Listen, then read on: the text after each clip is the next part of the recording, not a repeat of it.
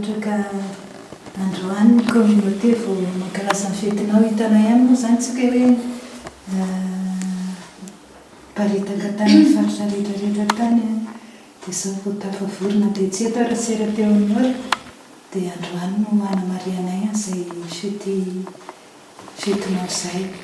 dia miarabanao tratry ny fety dia mirarosoanao dia mitombo fahamasinana trany dia zay angamba ny azo lazaina dia bonne fête masera.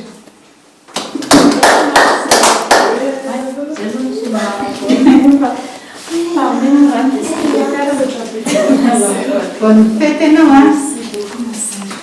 Masindahy moa zany ny aranao zany. Bonne fête dia rehefa misy nanao sy dia reo paratra tsy misy bonne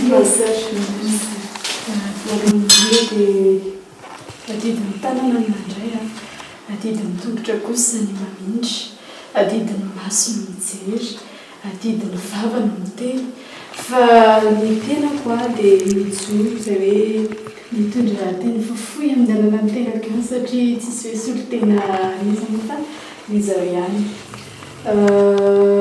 misaotra betsaka mes sœurs tamin'izay hoe fahatsiarovanareo amin'izay fankalazana ny fetiny masina piaro izay dia nyteny masera teo hoe isy ny fotoanatsina teo ataoko hoe tsy sakana nateo ary izay fa mbola matsiaro dia fahatsiarovanam-bavaka dia teo ihany koa izay hoe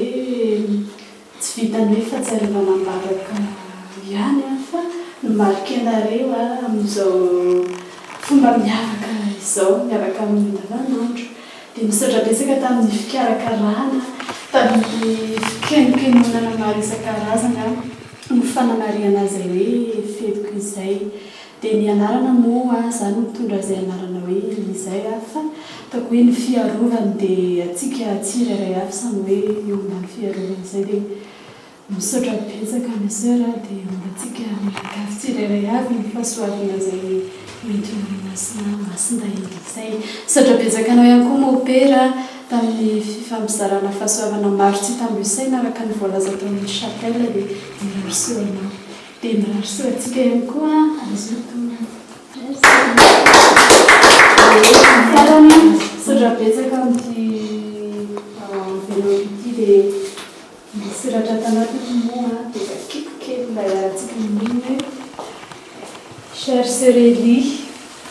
ankafaliana no iarabananao amin'ny fankalazana ny fetinao izao izay rahavavinao dia miombavaka aminao hatrany ary mirary ny sosiny tsara ho anao mba hitombonao ao amin'ny fitiavan'ny Kristy ilainy antsanao dia manao simi atoaly ny masera izay iray communauté amiko être ton épouse ô Jésus être par mon union avec toi la mère des hommes Sainte Thérèse de l'Enfant Jésus. Nous sommes